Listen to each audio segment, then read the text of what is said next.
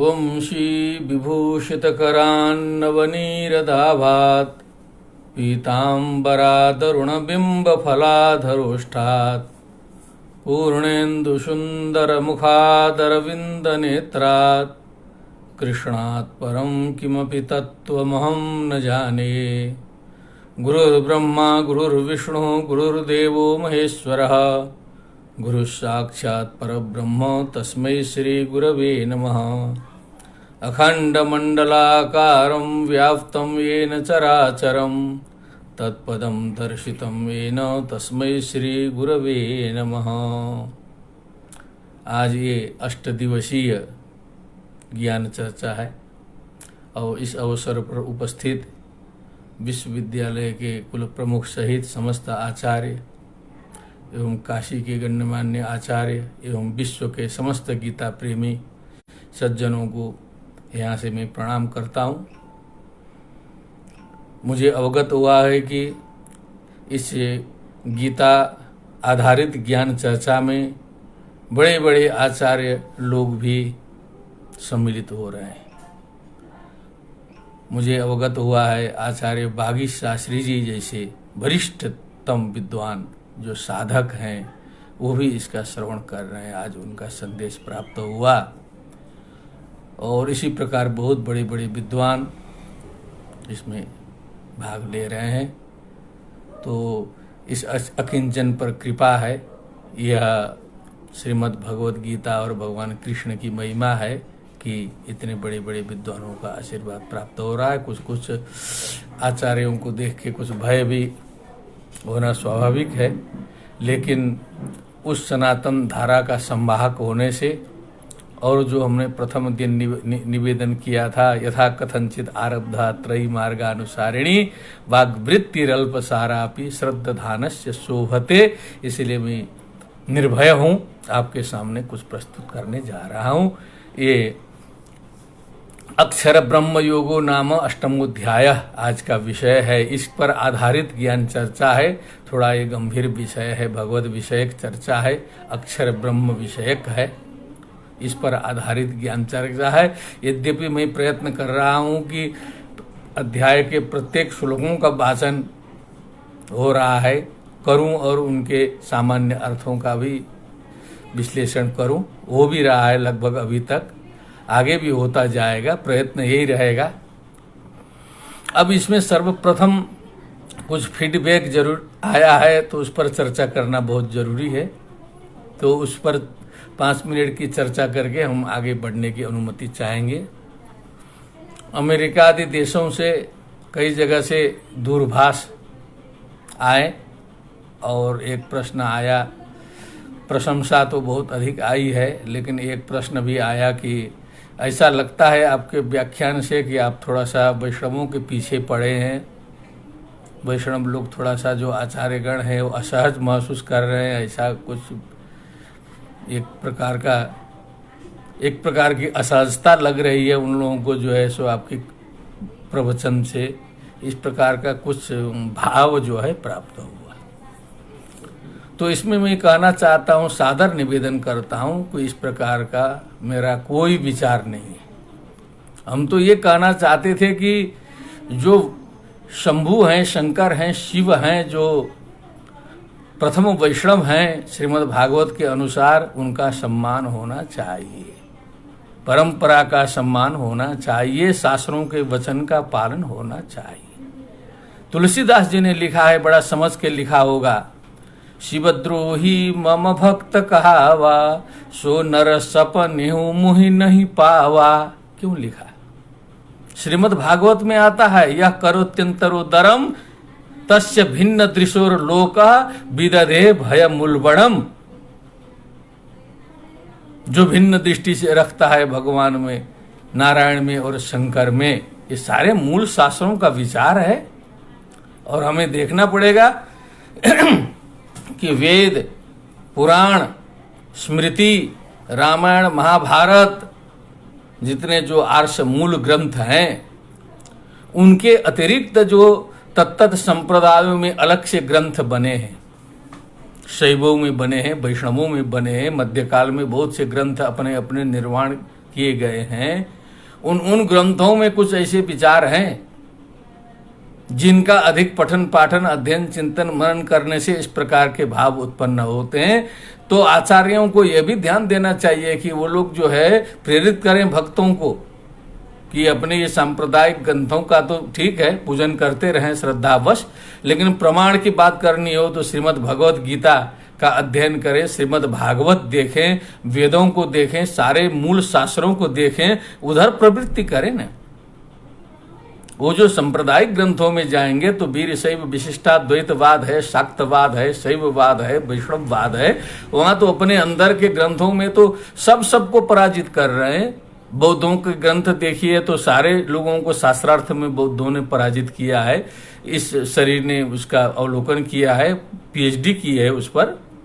लामा तारनाथ का इतिहास देखें, बौद्धों का इतिहास देखें, बौद्धों ने ही सबको पराजित किया है, कहीं वो हारे नहीं है। जैनियों के इतिहास देखिए तो सारे के सारे पंडितों को जैनियों ने पराजित किया है। हरिभद्र सूरी जो बहुत बड़े विद्वान हैं जैन के, वो पहले वैदिक थे, ब्राह्मण थे, 300 शिष्यों के साथ एक जैन आश्रम में गए और वहां वो पराजित हो गए, शिष्यों सहित जैन धर्म स्वीकार किया। इसके बाद हमें कहना पड़ा हस्तिना ताड्यमानोपि न गच्छेत जैन मंदिरम, जावे मत करो, बड़ा खतरा है, वहां तो शास्त्रार्थ में हरा देंगे, जैन बना देंगे। इसी प्रकार शैवों का देखिए, रामानुजाचार्य का इतिहास देखिए तो उन्होंने सबको पराजित किया है। प्रपन्नामृत पढ़िए और सब ग्रंथ पढ़िए, शंकर दिग्विजय पढ़िए तो जो है सब शंकराचार्य ने पराजित किया है पूरे विश्व को, जो है सो किसी को छोड़ा ही नहीं। तो ये भाव समझना चाहिए, ये क्या है, इसका रहस्य क्या है, ये अपने अपने में सब। तो वो जो अपने सांप्रदायिक ग्रंथ हैं, यदि उनको मूलभूत रूप में हम लेके आएंगे तो कुछ समस्याएं उत्पन्न होगी। इसलिए हम तो कुछ ऐसे मान बिंदु बनाना चाहिए कि हमें किसका खंडन करना है, किसका खंडन नहीं करना है। कुछ एक नाम बना के चले ना। अंतर्राष्ट्रीय संबंध का भी एक नियम होता है, राष्ट्रसंघ एक रीति निर्धारण करती है कि क्या करना है क्या नहीं करना है। तो धार्मिकों को भी सोचना चाहिए। वीरशैव विशिष्टाद्वैतवाद के आचार्य ने हमसे कहा कि एक ग्रंथ का अनुवाद कर दीजिए, सिद्धांत शिखामणि का, जो उस ग्रंथ का आकर, उस संप्रदाय का आकर ग्रंथ है।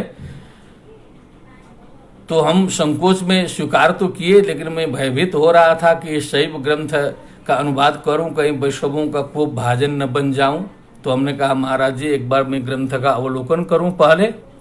तो ग्रंथ का अवलोकन किया, उसमें एक पद्य मिल गया हमको शुरू में ही। आपके सेवा में निवेदन करता हूं, योग सांख्यम पांचरात्रम वेदा पाशुपतम तथा एतानि मान भूतानि नोपहन्यानि युक्ति भी। क्या बात है, क्या बात है, मूड फ्रेश हो गया देख करके। कहा योग सांख्यम पांचरात्रम शैवम पाशुपतम तथा एतानि मान भूतानि नोपहन्यानि युक्ति भी। इनका खंडन नहीं करना चाहिए। ये वैदिक परंपरा के पोषक हैं, किसी भी प्रकार से वैदिक परंपरा का ही पोषण करते हैं, इनको टारगेट नहीं करना चाहिए। लिखा कम से कम, वैसे हमारे वैष्णवों के ग्रंथों में भी लिखा जाना चाहिए कि हमें किस किस का खंडन करना है, किस किस का नहीं करना है। शैवों के यहाँ भी लिखना चाहिए, एक सामंजस्य बनाना चाहिए। हम तो बहुत आगे बढ़े, हम तो ओमकार परिवार तक जाते हैं, उतना न बढ़ सके अपने कुछ सांप्रदायिक समस्याओं के कारण, तो कुछ तो आगे बढ़ने की कोशिश करें, ये हमारी दृष्टि है। ये कितनी चीजें लिखी हुई है, उसको यदि हम मानने लगे एक श्लोक देख करके तो दिमाग चकरा जाएगा, बुद्धि गड़बड़ा जाएगी। मैं बचपन की एक बात स्मरण करता हूँ, तब मुझे उस श्लोक का अर्थ याद नहीं आया था। हम घर में पूजन वूजन करके जो है नीचे उतरे तो घर में एक कट्टर वैष्णव आए हुए थे उस दिन, विद्वान। तो मुझे देखते ही उन्होंने कहा गृहार्चन विधाने तु शंख घंटा रवम त्यजेत। मैं सादर निवेदन करता, मुझे अर्थ उर्थ पता नहीं चला, लेकिन वो पता नहीं वो पंक्ति कैसे बैठ गई दिमाग में, जो है वो एक ये प्रभु की लीला है। अब इसलिए हम कहते हैं ना लभते पूर्व देहिगम। वो जड़ दिमाग में गाय भैंस चराता था उस समय, वो पंक्ति दिमाग में बैठ गई। गृहार्चन विधान हेतु शंख घंटा रवम त्यजेत। बाद में समझ में आया कि यदि घर की अर्चना करना हो तो शंख घंटे नहीं बजाना चाहिए। लेकिन कोई पालन करता उरता नहीं है। आज जो है सब लोग घंटी बजा रहे हैं। तो उसका तात्पर्य इस समय में विचार किया, तिरुपति के आसपास, दिव्य देश के आसपास, श्रीरंगम के आसपास, विश्वनाथ मंदिर जी के आसपास जितने भक्त हैं, गढ़ हैं, गृह हैं, वहाँ सब घंटी उंटी बजाने लगे, शंख फूकने लगे। तो फिर उस विश्वनाथ मंदिर जी का क्या प्रयोजन है, वहाँ का क्या मतलब है? सब अपने घर में शंख फूक के पूरा घंटी बजा के आएगा तो उसका तो घंटी बजाने का उत्साह तो आधा हो जाएगा, जो है कोई रोचकता रहेगी नहीं उस पर जो है सो। इसीलिए घर में घंटा नहीं बजाना चाहिए। एक श्लोक ने कह दिया, पकड़ के बैठ के जो है लोग कहते हैं, कहीं कहीं डिस्टर्ब कर देते हैं, लेकिन पालन हो नहीं पा रहा है, पालन नहीं हो पा रहा। मैं एक उद्वेजक चीज बता देता हूँ, उससे घबराने की जरूरत नहीं है, वो केवल एग्जाम्पल है, वो सब में लिखा हुआ है, केवल वैष्णवों में नहीं है। एक उड़ता हुआ श्लोक है, संप्रदाय में कहीं सुना है हमने कि ये तिलक कैसे लगाना चाहिए।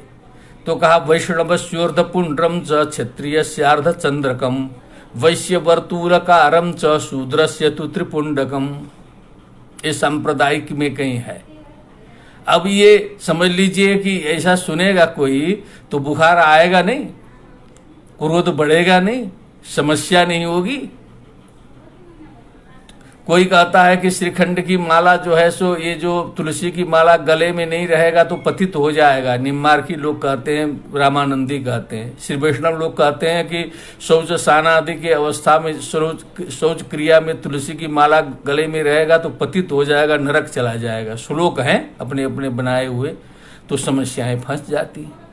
तो कहने का मतलब, जब मूल शास्त्र को छोड़ करके सांप्रदायिक शास्त्रों पर ज्यादा जोर डालेंगे तो ये सब समस्याएं उत्पन्न होगी। इसीलिए श्रीमद् भगवत गीता पर, भागवत पर, अन्य पुराणों पर यदि आधारित होकर के हम चलेंगे तब कहीं कोई समस्या नहीं होगी। कहने का तात्पर्य ये है। अवशिष्ट बातें हम फिर आगे निवेदन करते रहेंगे, इसमें और भी बहुत सी बातें हैं।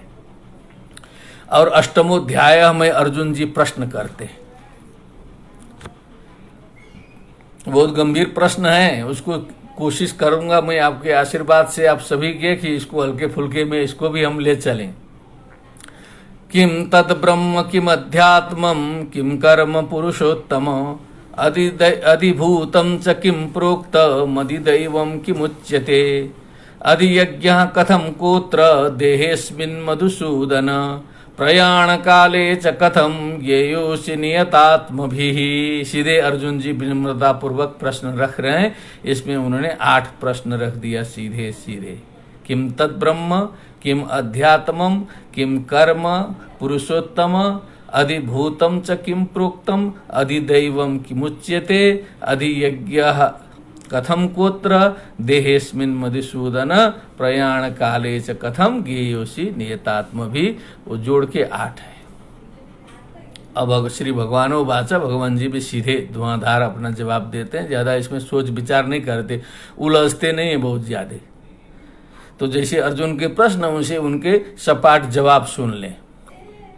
अक्षरम ब्रह्म परवम स्वभावोध्यात्ममुच्यते भूत भावोद्भव करो विसर्गः कर्म संगीतः अधिभूतम क्षरो भाव पुरुषस्साधिदैवतम अधियज्ञोऽहमेवात्र देहे देहभृतांवर अंतकाले च मामेव स्मरन् मुक्त्वा कलेवरम यः प्रयाति समदभावम याति नास्त्यत्र संशयः। यहाँ तक जवाब हो गया। जैसा प्रश्न वैसा जवाब, सट सट खट खट, ज्यादा उलझाने की बात नहीं किया भगवान ने। तो यहाँ सो कुछ गंभीर चिंतन मनन है, तो मुझे लगा कि कुछ आचार्यों के शरण में जाना चाहिए, क्योंकि 4-5 दिन हमने आचार्यों को स्पर्श नहीं किया, क्योंकि स्पर्श करने का परिणाम हमने आपके सामने निवेदन किया था। तो आज मुझे लगा कि ये जो ब्रह्म, अक्षर ब्रह्म है, बड़ा गंभीर है, इसमें क्या कुछ समस्या समाधान निकलेगा। तो हमने थोड़ा सा उल्टाया, इसी तीसरे श्लोक का जो है शांकर भाष्य और रामानुज भाष्य निकाला।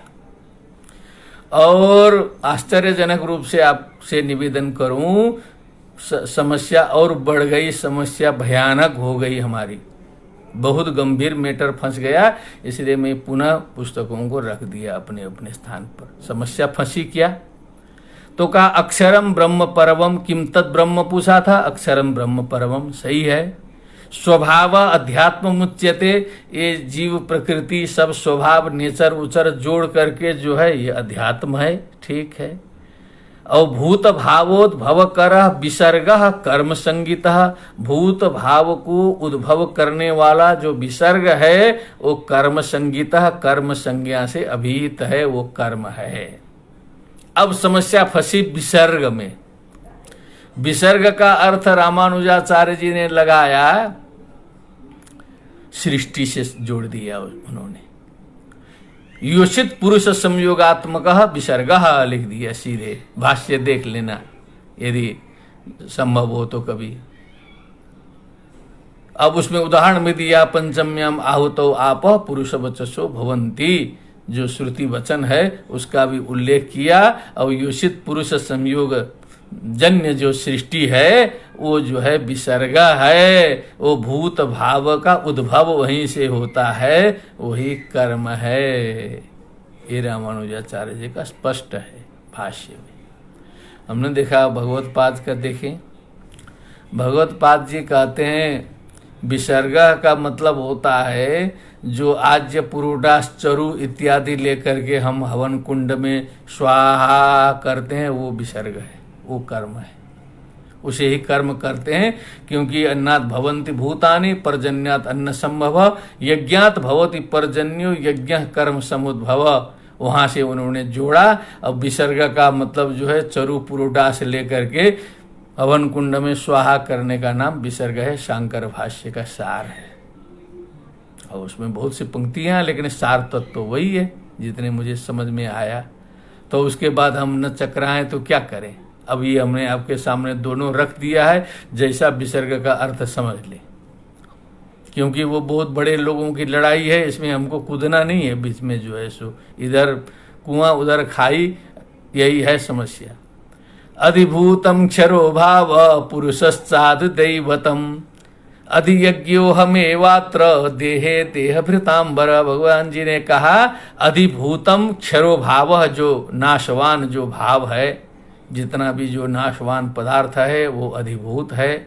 और पुरुषम जो है अधिदैवतम है, और अधियज्ञ जो है मैं ही हूँ, देहे इस शरीर में विद्यमान, क्योंकि वहाँ देहे पूछा था। प्रयाण काले देहेस्मिन मधुसूदन, अधियज्ञ कथम कुत्र देहेस्मिन मधुसूदन, देहे शब्द वहाँ लगाया था, मधुसूदन विशेषण दिया था। तो यहाँ भगवान जी भी कहते हैं देहे देह भृतांबर, अर्जुन को अच्छा विशेषण मिला, देहधारियों में श्रेष्ठ है अर्जुन, अधियज्ञ तो मैं ही हूँ, यज्ञों का स्वामी मैं हूँ, ऐसा भगवान ने बताया। अब पॉइंट अलग आया कि अंतकाले च मामेव स्मरन् मुक्त्वा कलेवरम, यह प्रयाति त्यज समदभावम याति नास्त्यत्र संशयः। अंतकाले उपस्थिते, जो हमारा स्मरण करता है, जाते जाते जैसे अजामिल ने नारायण नारायण करके जो है ब्रह्मवश पुत्र को स्मरण किया, उसी प्रकार भगवान नाम का उच्चारण करता है। अंतकाल में शरीर से संबंध विच्छेद के समय में वही उसके अगले जन्म का निर्धारक होता है। तो स मद्भावम याति नास्त्यत्र संशयः, इसमें कोई संशय नहीं है। अंत भला तो सब भला, जैसा सोचेगा वैसे ही होगा, क्योंकि वो एकदम ट्रांजेक्शन का अंतिम पॉइंट है, वो वहाँ जैसा चिंतन मनन रहेगा वो वैसे ही हो जाएगा। तो अंतकाल की बड़ी विशेषता है, इसीलिए जो हम लोग इतना जिंदगी भर कीर्तन भजन इत्यादि कहते हैं, वो इसलिए कि वो अंतकाल हमारा ठीक हो जाए, अंते नारायण स्मृति हो जाए, यही बात भगवान ने बताई।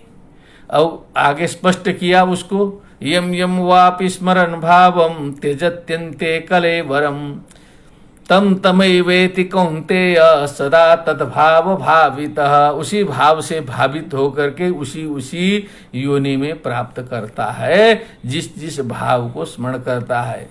अब हम लोग मरते मरते जो है पुत्र पौत्र गृह आदि इत्यादि का स्मरण करते रहेंगे। वो एक संत जी कथा में कहते थे कि सेव खाने की अभिलाषा लेते लेते किसी संत ने प्राण त्याग दिया, तो वो जो है एक ठे कीड़ा बन के सेव के अंदर घुस गए।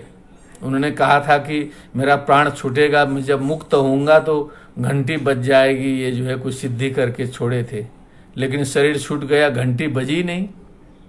तो शिष्य लोग बड़े चिंतित हुए। तो बाद में जो सेव रखा हुआ था उसका भोग वोग लगा, गर्त स्थापन करने के बाद कटा उटा तो उसके अंदर कीड़ा था, कीड़ा कट गया तो टंग टंग टंग घंटी बजी। पता चला वो सेव में जा करके वो वासना उनको कीड़ा बना करके घुसा दी अंतिम अवस्था में, ये माना गया है। ये हम लोग का दिमाग है, संसारिक दिमाग क्या है। एक व्यक्ति सीरियस हो गया था, एकदम कोमा में था, आ किया, तो लड़कों ने सोचा कि कुछ बताने वाले हैं, बैलेंस वैलेंस कहीं का क्या रखे हैं, धन संपत्ति, आ कर रहे हैं, तो उनको कुछ दवा उबा करके कुछ विशेष औषधि करके जो है बोलने लायक बना दिए। जो लोग जो है पुत्र उत्र सब लग के कुछ जो है, तो अंतिम में जो है सो अब घरे की बात थी, अरे वो जो बकरी जो है वो झाड़ू खा रही है, आंगन में दिखा दिया। तो अब देखिए दिमाग कहाँ है, बकरी के झाड़ू में है। तो अब ऐसे कैसे सिद्धि होगी। पिया चाहे प्रेम रस, राखा चाहे मान अभिमान, एक म्यान में दो खड़ग, देखा सुना न कान। हम तो अभिमान त्यागने के लिए तैयार ही नहीं है कभी भी। हम भगवान के सामने भी चले जाते हैं तो अपने प्रोटोकॉल के अनुसार खड़े होते हैं। तन के जो है डीएम साहब खड़े होंगे तो अपने हिसाब से खड़े होंगे, डीएम साहब हैं, एकदम बहुत ज़्यादा झुक नहीं सकते हैं। कोई प्रोफेसर बड़े विद्वान जाएंगे तो वो भी अपना तन के दर्शन करेंगे जो है। सो जितना बड़ा नेता रहेगा उतने तनेगा, वो जो है वो शरणागति वहाँ होगी नहीं।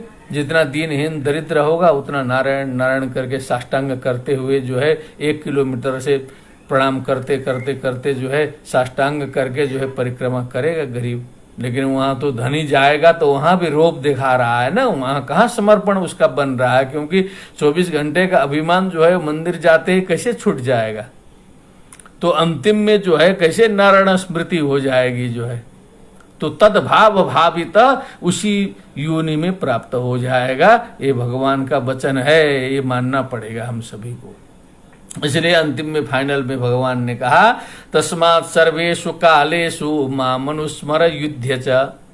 सर्वेषु कालेषु माम अनुस्मरा, सभी कालों में हमारा स्मरण करो। ये प्रोटोकॉल के अनुसार तैयार हो के जो है आइए आइए श्रीमान जी करके 2 मिनट स्वागत करिए। उसके बाद जाने के बाद जो है सो फिर अपशब्दों का प्रयोग करिए। मेहमान आ जाए तो घर में बड़ी शांति दिखाइए, मुस्कुरा के बात करिए। पति पत्नी बेटा बहू सब लगेगा कि इतना बढ़िया परिवार तो है ही नहीं। मेहमान जी चले जाएं तो फिर अपना द्वंद्व शुरू। तो हम तो द्वैध में जी रहे हैं ना, हम तो असली है ही नहीं। हमेशा जो है जो एक ही व्यवहार हमारा है ही नहीं यहाँ पर। तो कहाँ से सिद्धि होगी। सर्वेषु कालेषु कहाँ होगा। जो वैष्णव के आचार्यगण और भक्तगण सुन रहे हैं, वैष्णव का लक्षण क्या है भागवत के 11 स्कंद में बताया है। न चलति भगवत पदारविंदात लव निवेशार्धमपि यस्य मनः स वैष्णवाग्रह। भगवान के चरण कमल से लव निवेशार्धमपि, जिसका चित्त जो है भगवान के चरण कमल से हटता नहीं है, वो वैष्णव श्रेष्ठ होता है।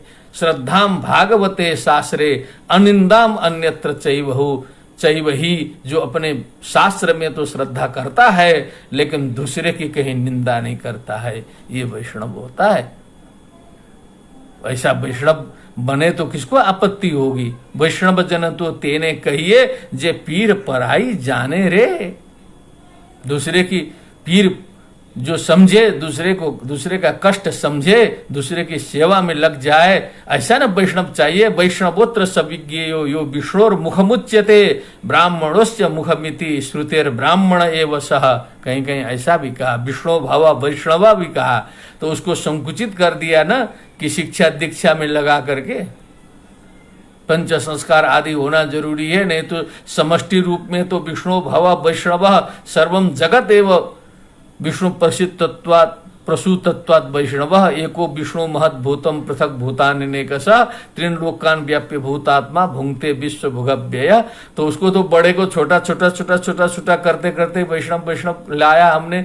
उस वैष्णव में भी हम नहीं माने, उसमें भी हम श्री वैष्णव हो गए, फिर हमें निम्मार्क हो गए, फिर हम जो है सो वो मध्व हो गए, फिर शक्ति विशिष्टा द्वैत हो गए, पता नहीं क्या क्या हो गए, फिर वैकुंठ छोड़ दिए, गोलोक धाम बना दिए, फिर गोलोक धाम भी हटा दिए, फिर साकेत धाम कर दिए। हम तो यहाँ अपना लीला बना रहे हैं संसार में। वैकुंठम से क्या समस्या थी? वैकुंठम योगी दुर्लभम, ये वैकुंठो बाधे में बना है। वैकुंठ इतना पुराना, वेदों में जहाँ तहाँ दिखेगा तो वैकुंठ नहीं मिलेगा, स्वर्ग का उल्लेख मिलेगा।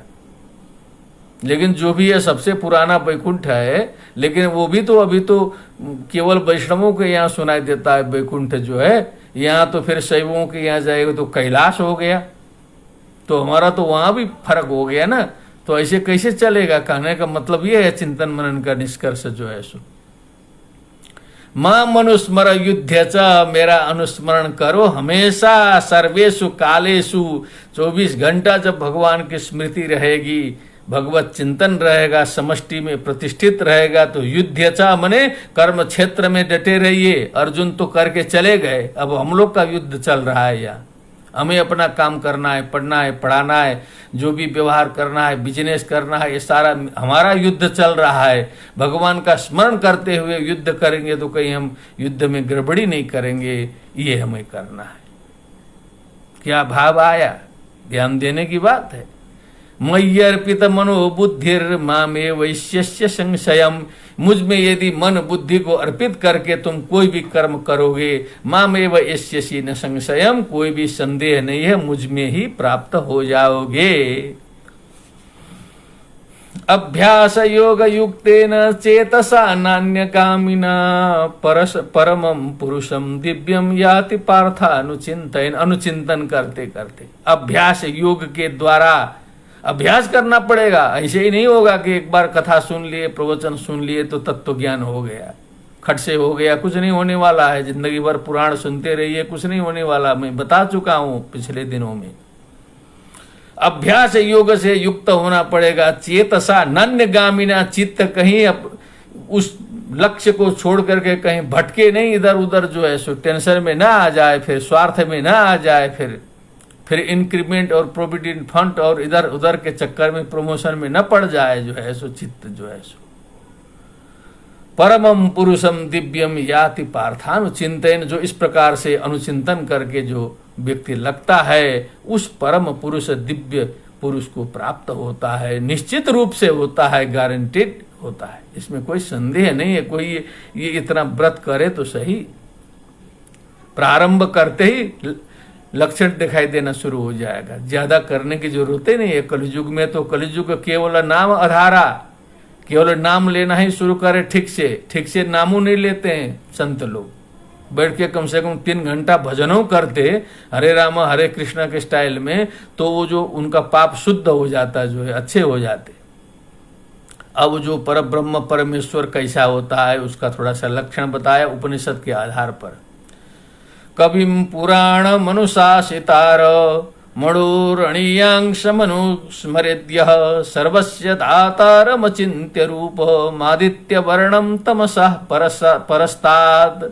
जो अणु से भी अणु है, सूक्ष्म से भी सूक्ष्म है, और जो कवि है अतीता नागत पदार्थान यह पश्यति स कवि। एक कवि की परिभाषा है जो सब कुछ जानने वाला है।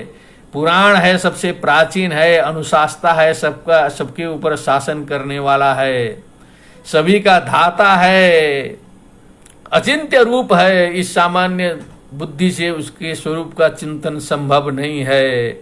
आदित्य के समान वर्ण है, तमसः परस्तात, इस अंधकार से आगे है।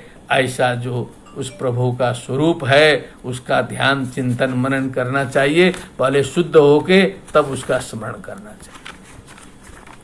प्रयाण काले मनसा चलेन भक्त्या युक्तो योग बलेन चैव भ्रूर्मध्ये प्राणमावेश्य सम्यक योगी परम पुरुष मुपैति सतम परम पुरुष मुपैति दिव्यम।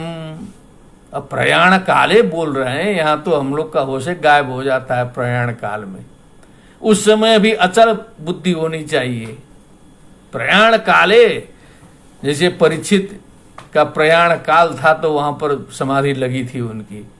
भक्त्या युक्तो योग बलेन चैव भ्रूर मध्य प्राणमावेश्य सम्यक सतम पुरुषम परम पुरुषम उपेति दिव्यम, वो प्राप्त करता है अंत काल में। अब वो तत्व कैसा है? यदक्षरम वेद विदो वदन्ति, वेद के ज्ञाता विद्वान लोग जिसके अक्षर तत्व कहते हैं। विसन्ति यद्यतयो वीतरागाः, बीतः गतः रागः येषां ते वीतरागाः, राग द्वेषादि से रहित जो यति लोग हैं जहां पर प्रविष्ट होते हैं। यदि छंतो ब्रह्मचर्यम चरंती, जिसकी कामना करते हुए लोग ब्रह्मचर्य का धारण करते हैं। तत्ते पदम संग्रहेण प्रवक्षे, वो पद अब तुझे संक्षेप में मैं बताता हूं। अब वो आ रहा है, रहस्य तो अब शुरू हो रहा है, बता रहे हैं भगवान, बताएंगे अब। यदि छंतो ब्रह्मचर्यम चरंती, ब्रह्मचर्य का भी अर्थ समझना जरूरी है। ब्रह्मचर्य के दो भाव हैं, एक ब्रह्म वेद तस्मिन् वेदे चर्या यस्य सः ब्रह्मचर्य, जो वेदाध्ययनशील, वेदाध्ययन करता, वेदार्थ मनन करता, वो ब्रह्मचारी होता है, उसे ब्रह्मचारी कहते हैं। एक जो लौकिक ब्रह्मचारी संसार में जो प्रसिद्ध है, वो जो अष्टविध मैथुन वर्जित ब्रह्मचारी होता है। वो केवल ऐसे कहने से ब्रह्मचारी नहीं होता, इसकी छोड़ दिया, शादी नहीं किया तो ब्रह्मचारी हो गए, नहीं। स्मरणम कीर्तनम केली प्रेक्षणम गुह्य भाषणम संकल्पोध्यवसायश्च क्रिया निवृत्तिरेव च एतन मैथुनम अष्टांगम प्रवदन्ति मनीषिणा विपरीतम ब्रह्मचर्यम एतदेवाष्ट लक्षणम। ये 8 प्रकार के मैथुन में व्याख्या करने का समय नहीं है, कभी किया जाएगा अवसर आने पर जो है सो। इन अष्टविध मैथुनों से जो विरत है वो ब्रह्मचारी है, तो उसी को कहते हैं यदि छंतो ब्रह्मचर्यम चरंती। अशक्य ब्रह्मचर्य वाला नहीं है, अभावे परम साधु नहीं। ये अष्टविध से रहित होना चाहिए, अंदर से जो है सो शुद्ध होना चाहिए। कल जैसे हमने बहुत से निवेदन किया कि इधर ब्रह्मचारी है, मुंह में सब वही घूम रहा है, ये सारा इस शरीर ने देखा भी है घूम घूम करके। तो बहुत गंभीर विषय हुआ कि नहीं। सर्वद्वाराणि संयम्य मनो हृदि निरुध्य च मूर्ध्न्याध्यायात्मनः प्राणम आस्थितो योग धारणाम। अब सारे इंद्रियों को वश में करके थोड़ा सा प्रैक्टिकल बताया है, ये परमहंसों के लिए, योगियों के लिए। हम गृहस्थ लोगों के लिए इतना संभव नहीं है, जो यति हैं, सन्यासी हैं, जो योग मार्ग में लगे हुए हैं, ध्यान में लगे हुए, उनके लिए है योग विधि है। सभी इंद्रियों के द्वारों को संयमित करके, मन को जो है हृदय में निरुद्ध करके, तब जो है ओम के प्राण को जो है मूर्धा में जो है स्थित करके, आस्थितो योग धारणाम, योग धारणा में स्थित होकर के ओम इत्येकाक्षरम ब्रह्म, उसका स्मरण करते हुए व्याहरन माम मनुस्मरन यह प्रयाति त्यजन देहम सयाति परमाम गतिम। फिर ओमकार का उच्चारण करते हुए ब्रह्मांड से जो प्राण त्याग करके जो है शरीर को छोड़ता है, वो परम गति को प्राप्त होता है। क्योंकि लोकल दृष्टि से भी भगवान को बहुत कुछ बताना है, संसार में जैसा जैसा चलता है वो उसका भी समर्थन करते हुए भगवान जी बता रहे। फिर आगे प्रसंग आया, अनन्य चेता सततम यो माम स्मरति नित्यशः तस्याहम सुलभ पार्थ नित्य युक्तस्य योगिनः। अनन्य चेता, न अन्यम अन्यत चेतः यस्य स अनन्य चेतः, जिसका चित्त समष्टि ब्रह्म को छोड़ के कहीं दूसरी जगह है ही नहीं, जो हमेशा मेरा ही स्मरण करता है, सर्वत्र ब्रह्म दृष्टि रखता है।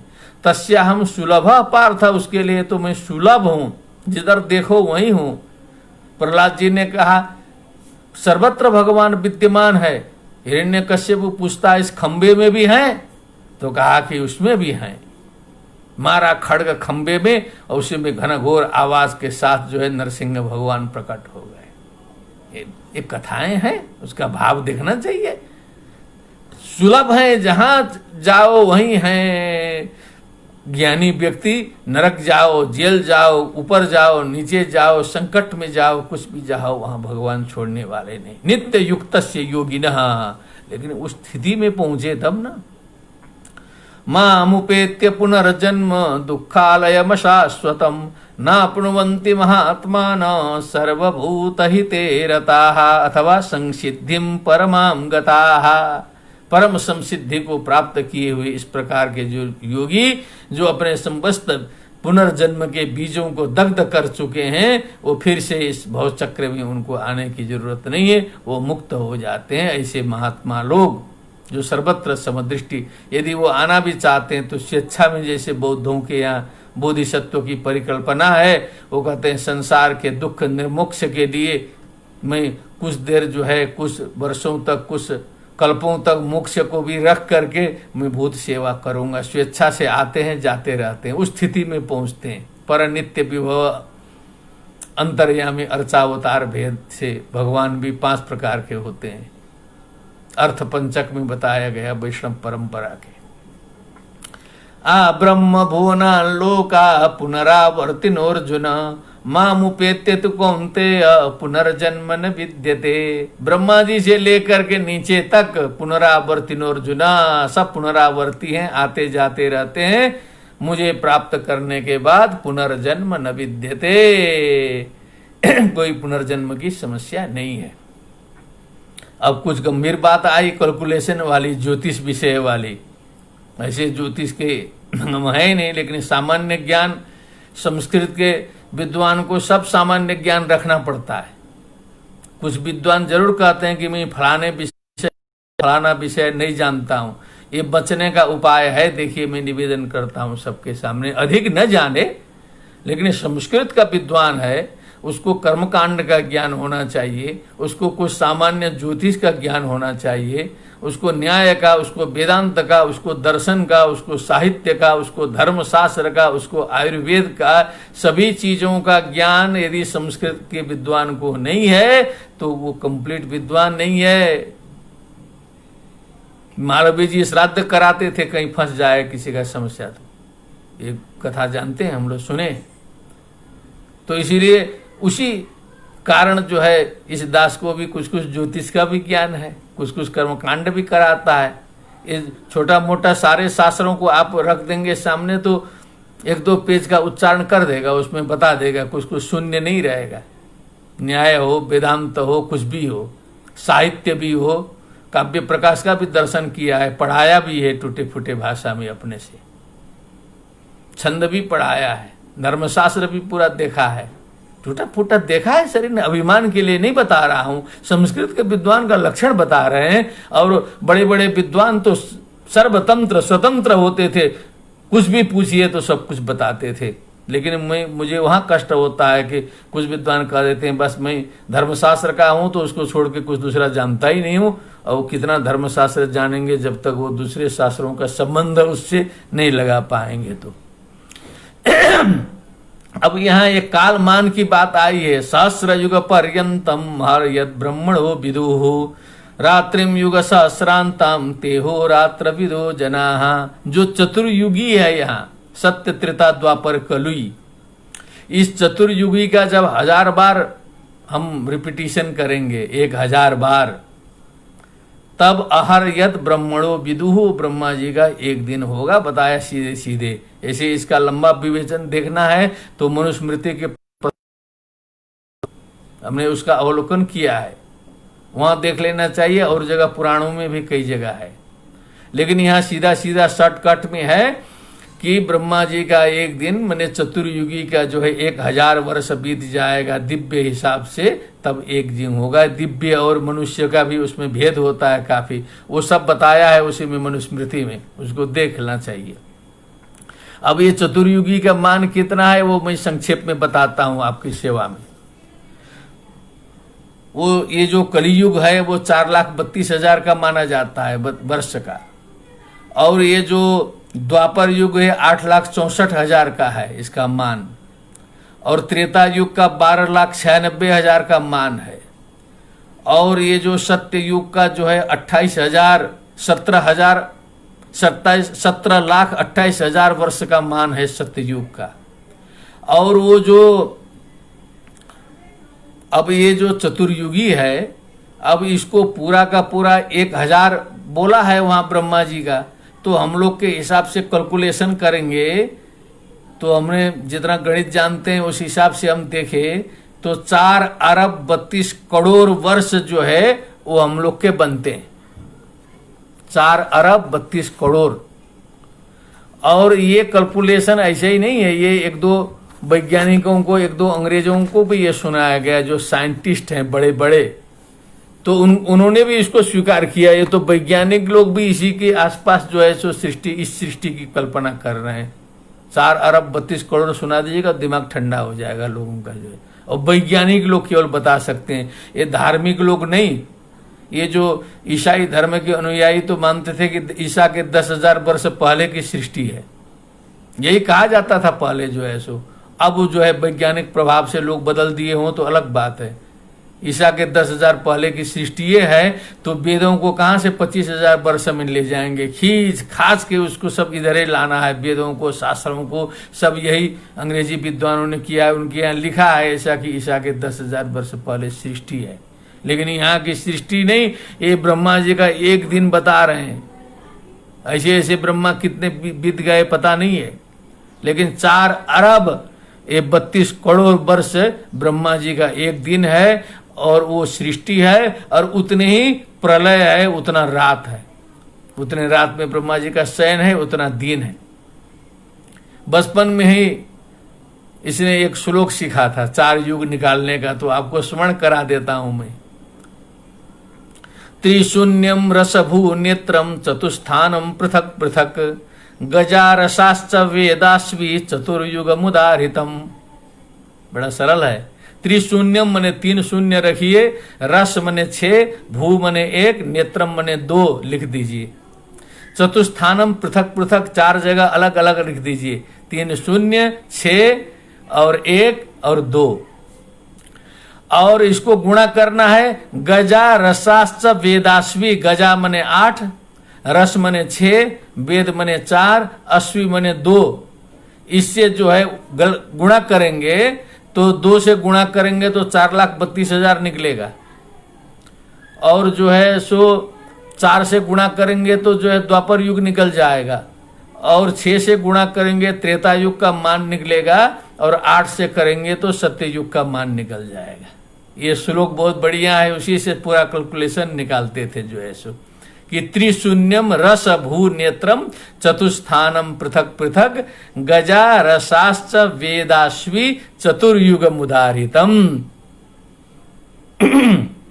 तो अब जो 4 युग निकालिए, उसके बाद कैलकुलेशन करिए। ये तो एक संक्षिप्त है। हमारे जो ज्योतिर्विद हैं, जो पुराने पंचांग, असली पंचांगों में आप देखेंगे तो उसके पहले पृष्ठ में लिखा हुआ मिलता है वर्तमान सृष्टिर गताब्दाः। ये सृष्टि से लेके कितने वर्ष बीते हैं, ये कौन सा कलयुग है, ये क्या है, सारा का सारा लिखा है। 28वां कलयुग चल रहा है। अभी 1000 कलयुग, 1000 चतुर्युगी जब होगा तब ब्रह्मा जी का जाएगा। अभी लंबा चल रहा है, 28वां कलयुग चल रहा है अभी। तो अब समझ लीजिए इतना बड़ा चिंतन मनन जो है सो ये भारतीय मनुष्यों के पास में था। ये प्राचीन काल में जब लोग कहते हैं जंगली थे, कुछ नहीं आता था, इतनी गिनती नहीं है अंग्रेजी में जो है सो। ये जो है 1000 के बाद तो ये लाख करोड़ तो सब हम ही लोगों से सीख के लेख करोड़ बोलते हैं। वो लेख करोड़ है ना, इलियन बिलियन शुरू हो जाता है उसके बाद में जो है सो। कहीं गिनती का कोई मतलब नहीं है। अब यहाँ तो एकम दश शतम चैव सहस्रम अयुतम तथा लक्ष्यम च नियुतम चैव कोटिरर्बुदमेव च वृंदम खर्बो निखर्बश्च महापद्मश्च सागर अंत्यम मध्यम परार्धम च 10 वृद्धिया यथाक्रमम। इतनी गणना जो है प्राचीन काल में हो गई थी। तो ये देखिए भारतीय ऋषि महर्षियों का दिमाग और यहाँ का विकास और यहाँ की प्रगति, ये सोचने की बात है कि नहीं। बहुत गंभीर चीज है, लेकिन श्रद्धा से इन शास्त्रों का अध्ययन करने की जरूरत है। आए भगवान पर देखें क्या बोलते हैं। अब ये दिन रात तो ब्रह्मा की हो गई, और दिन में सृष्टि, रात में प्रलय। अव्यक्ताद्यक्तय सर्वा प्रभवन्त्यः रागमे रात्र्यागमे प्रलीयन्ते तत्रैवाव्यक्त सज्ञ के। अव्यक्त से व्यक्त हो जाते हैं, नाम रूप रहित से नाम रूप को ग्रहण करते हैं। दिन में सृष्टि होती है, रात में प्रलय होता है। तत्रैव अव्यक्त संज्ञ के। भूतग्राम स एवायं भूत्वा भूत्वा प्रलीयते रात्र्यागमे वश पार्थ प्रभवत्यः रागमे। हे पार्थ, अवशः रात्रि जब आती है तो हेल्पलेसली जो है सो हाथ पैर उसके बंध जाते हैं, उसको जाना ही है। जैसे हम लोग का यहीं 10-12 बजे तक बैठ जाएं तो अवशा हो जाते हैं, नींद ऐसे घेर लेगी कि सारा प्रवचन चला जाएगा, जो है सोना जरूरी हो जाता है। वैसे महाप्रलय में तो किसका बस चलेगा, वहां तो जाना ही है। परस्तस्मास्तु भावोन्यो व्यक्तो व्यक्तात् सनातन यश सर्वेषु भूतेषु नश्यत्सु तो विनश्यति। अब दिन रात से आगे चलिए, जो व्यक्त अव्यक्त से आगे जो भाव है सनातन भाव स्थिर रहता है, जो सभी भूतों के प्राणियों के विनष्ट होने पर भी जो विनाश को प्राप्त नहीं होता। क्या गंभीर विषय है। उसी को कहते हैं अव्यक्त अक्षर इत्युक्त स्तमाहु परमाम गतिम यम प्राप्य न निवर्तन्ते तद्धाम परमम मम। उसी को अक्षरधाम कहा गया है, जिसके नाम पर दिल्ली में मंदिर बन गया ना, अक्षरधाम। तो वो भी सिद्धांत तो थोड़ा इधर उधर तोड़ मड़ोड़ किया है। हमारे प्रोफेसर कमलाकांत जी ने बहुत से रहस्य निकाला है वहां से, जो है सो वो कुछ मूल लाइन से जो है एक ठे फिटर रोड निकला है वहां से, जो है सो। तो यम प्राप्य न निवर्तन्ते तद्धाम परमम मम, वह मेरा परम धाम है। पुरुषः स पर पार्थ भक्त्या लभ्यस्त्वनन्यया यस्य अंतस्थानि भूतानि येन सर्वमिदं ततम। क्या बात, कितने बार बताएं। जिससे संपूर्ण जगत व्याप्त है, जिसमें सर्वत्र मैं व्याप्त हूं, उस तत्व में जो है प्राप्त होता है। भक्त्या लभ्यस्त्वनन्यया, अनन्य भक्ति से जो है सो वो पर ब्रह्म प्राप्त होता है, वो ईश्वर प्राप्त होता है। भक्ति की चर्चा आ गई। यत्र काले त्वनावृत्तिम आवृत्तिम चैव योगिनः प्रयान्ता यान्ति तम कालम वक्ष्यामि भरतर्षभः। अब उत्तरायण और दक्षिणायन की चर्चा आई। वो एक मान्यता हम लोग के समाज में पहले भी है कि जो उत्तरायण में गमन करता है वो स्वर्ग को अच्छे गति को प्राप्त करता है, दक्षिणायन में जो है वो निम्न गति को जाता है। एक मान्यता समाज में है। इसीलिए हम लोग कहते हैं कि भीष्म जी जो है सरसैया में सोए 2-3 महीना क्योंकि प्रतीक्षा किए उत्तरायण का, ऐसा भी कहा जाता है। संत लोग, हमारे पूज्य पिताजी स्वयं जो है सो सीरियस होकर प्राण त्याग के फिर लौट के चले आए, कहे कि मैं उत्तरायण में जाऊंगा, क्योंकि गीता के परम भक्त थे। इतना उत्तरायण दिमाग में घुसा था कि उनका प्राण नहीं गया 1 महीना पहले जो है, वो फिर लौट ही गए जो है सो। एक बार सीरियस होके लगा था कि अब गए, लेकिन लौट आए, कहे उत्तरायण में जाएंगे। अब उत्तरायण लगा, 2-3 दिन के बाद चले गए, क्योंकि बैठ गया था दिमाग में दृढ़ हो जाएगी जो बात, वो कभी छूटती नहीं है। तो ये उत्तरायण दक्षिणायन का भी गंभीर रहस्य है। मैं केवल वाचन करके आगे बढ़ता हूं, क्योंकि ये जो अग्निर्ज्योतिरः शुक्ल षड्मासा उत्तरायणम तत्र प्रयाता गच्छन्ति ब्रह्म ब्रह्म विदो जनाः। जो अग्नि है, ज्योति वो अग्नि का ही विशेषण है। अह मने दिन है, शुक्ल है, शुक्ल पक्ष है। ये 6 महीना जो है उत्तरायण होता है। तत्र प्रयाता गच्छन्ति ब्रह्म ब्रह्म विदो जना। तो एक ट्रांसफर का सिस्टम बताया है शास्त्रों ने कि जो अग्नि है, मान लीजिए रात में प्राण छूटता है तो तब तक वो अग्नि उसको धारण करके, जब तक दिन नहीं होता है तब तक वो अपने में धारण करके रखता है, फिर दिन को समर्पित कर देता है। वो दिन जो है फिर जो आगे ट्रांसफर करते करते उसको जो है सो ले जाता है। ये शास्त्रों में गंभीर विषय है। उसी प्रकार जो दक्षिणायन का मार्ग भी उसी तरह होता है। धूमो रात्रिस्तथा कृष्ण षड्मासा दक्षिणायनम तत्र चांद्रमसम ज्योतिरे योगी प्राप्य निवर्तते। ये जो ब्रह्म सूत्र के 3 और हमको लगता है 3 अध्याय में ही इसका गंभीर विवेचन बहुत विस्तृत विवेचन भगवत्पाद ने किया है। ये कैसे जाता है, कैसे आता है, चंद्रलोक की क्या गति होती है, कैसा होती है, इसका जो है बहुत अच्छा लंबा प्रकरण जो है ब्रह्मसूत्र में है। तो जिज्ञासी लोगों को वहीं देख लेना चाहिए। ये उत्तरायण दक्षिणायन क्या है, ये मार्ग क्या है, धूम मार्ग क्या है, अर्चिरादि मार्ग क्या है। अर्चिरादि मार्ग अपने वैष्णव लोग जो है सो अर्चिरादि मार्ग बोलते हैं उसे। और जो है कभी जो उस दायरे में मैं था तो श्लोक रटा करता था, तो उसी प्रसंग में एक श्लोक इसको स्मरण है अभी तक, वो सुनाने लायक है। वो कैसे जाता है जीव, तो श्रवण कर लें। ये वैष्णव परंपरा में ये पद्य है। मुक्तोर चिरदिन पूर्व पक्ष षडुदंग माशाब्द बाताम सुमद ग्लौर विद्युत वरुणेन्द्र धात्री महित सीमांत सिंध्वा प्लुतः श्री वैकुंठमुपेत्य नित्यमजडं तस्मिन् परब्रह्मणः सायुज्यं समवाप्य नंदति चिरं तेनेव धन्यः पुमान्। पूरा एक फोटो बना दिया है लोगों ने, बहुत बड़ा सा भित्ति चित्र जो है, एक जीव लगा करके कैसे कैसे कैसे कैसे जाता है, वो जो है एक चित्र बना के लोग सटाते हैं, दिखाते हैं कि ऐसे ऐसे जाते हैं। ऐसे चित्र बनाने में तो प्रजापिता ब्रह्म कुमारी लोग हम लोगों से बहुत आगे हैं।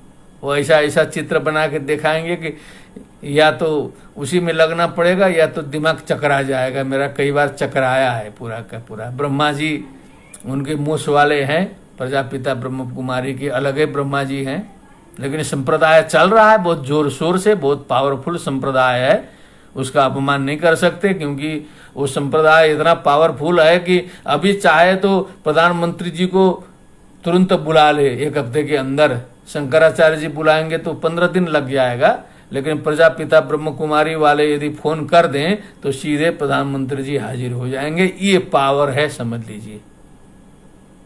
यहाँ से अनुमान लगा लें। कोई इस विषय में जानता न हो तो अपना पता लगाएं इसमें क्या है, क्या बोला है इस दास ने, जो है ये शक्ति है। लेकिन वो संप्रदाय तो अब जो है सो वो चित्रों पर है सारा का सारा, जो है सो अभी जो श्लोक बोला उससे अधिक जो है चकराएगा पूरा का पूरा। एक एक कमरा बड़ा बड़ा जो है 20 बाई 20 का हाल भरा रहता है चित्रे से, जो है सो यहाँ से चित्र शुरू होगा तो वहां से पूरा ब्रह्मांड पूरा का पूरा बता दिया जाएगा आपको, जो है वही पढ़ के समझ लीजिए पूरा। प्रजापिता ब्रह्म कुमारी उर्फ ओम शांति भी उसका नाम है। शुक्ल कृष्ण गति हे ते जगत शाश्वते मते एकया यात्यनावृत्ति मन्यया वर्तते पुनः। ते शुक्ल कृष्ण गति है, एक शुक्ल गति है, एक कृष्ण गति है। जगत शाश्वते मते, ये दोनों शाश्वत गति हैं। एक से जो है अनावृत्ति शब्दात ब्रह्मसूत्र अंतिम सूत्र लौटेगा नहीं। अन्यया वर्तते पुनः, जो चंद्र मार्ग से जाता है वो फिर लौट आता है।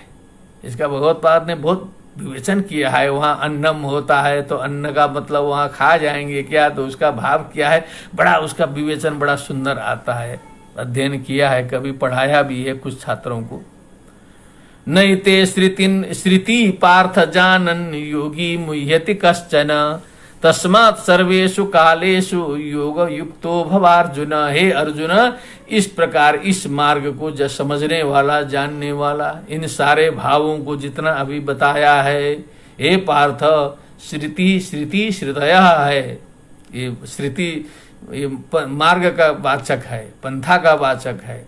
जानन, इसको समझने वाला व्यक्ति, योगी जो है, मुह्यति कश्चन, कभी भी वो कोई भी योगी मोहित नहीं होता है। तो तुमको इतना बताए है अर्जुन, कुछ समझ में आया होगा जरूर। दूसरे लोग मोहित नहीं होते हैं तो आपको भी मोहित नहीं होना चाहिए। तस्मात् सर्वेषु कालेषु योग युक्तो भवार्जुन। इसीलिए आपको सबसे पहले सभी कालों में योग से युक्त होना चाहिए, योग युक्तता अपने आनी चाहिए। योग युक्त मुनिर ब्रह्म न चिरेणाधिगच्छति, आ चुका है प्रसंग, जो है पहले योग युक्त बनो तब सारी समस्या का समाधान तुम्हारा हो जाएगा। हे अर्जुन, इसको जानने के बाद मोह नहीं होगा, कोई भी मोहित नहीं होगा, तो कोई भी मोहित नहीं होगा तो तुम भी मोहित नहीं होगे। नैते श्रुति पार्थ जानन योगी मुह्यति कश्चन लिखा है ना, योगी के बहाने यहाँ तो कहीं पर निगाहें, कहीं पर निशाना लगाना है, अर्जुन को बोलना है, क्योंकि योगी का नाम लिए फिर तुरंत कहे कि तुम जो है तैयार हो जाओ। इसका मतलब इतने तो मेधा अर्जुन की है ही, समझ गए कि ये तो घुमा फिरा के हम ही को बोल रहे हैं। योग युक्तो भवार्जुन, कहा क्या है योग की महिमा, और का वेदेषु यज्ञेषु तपस्सु चैव दानेषु यत् पुण्य फलम प्रदिष्टम।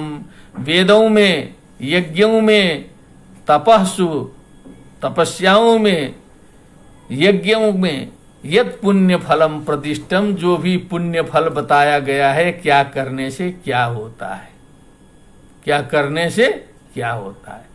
ये पुण्य फल की महिमा भी विचित्र है, कहीं कहीं बताया है और कहीं कहीं ऐसा बता दिया है कि जो है सो बिल्कुल उसका जो है सो उलट पुलट हो जाता है। बचपने में एक श्लोक पिताजी से सीखा हमने,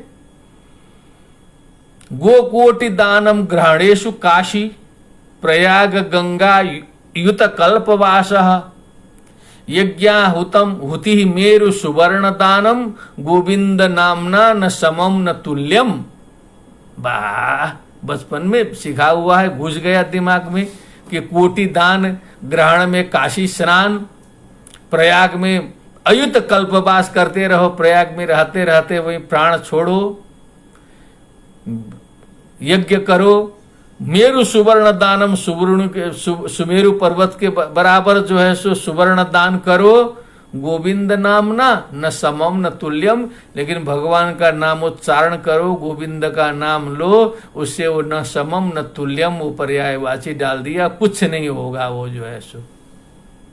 वो तौला था ना भागवत को और पुण्य को, क्या क्या जो स्वर्ग से आकर के जो है इदम भागवतम महत, वो जो स्वर्ग के देवता लोग जो है सो तुला से तौल के कहे तो गौरवेण इदम महत हो गया था ना, तो सारे देवता लोग शर्मा के भग गए थे जो है सो कि अरे बाप रे, जो है भागवत के सामने हम कोई सुधा अमृत लेके आए थे कि सुधा राज्ञा प्रपीयताम प्रपास्यामो वयम सर्वे श्रीमद् भागवतामृतम, राजा को जो है सो अमृत पिला दीजिए, ये जीवित हो जाएंगे, और हम लोग को ये भागवत जो है राजा को सुनाने का है, संकल्प करके हम लोग को सुना दीजिए तो हम लोग भी अमर हो जाएं।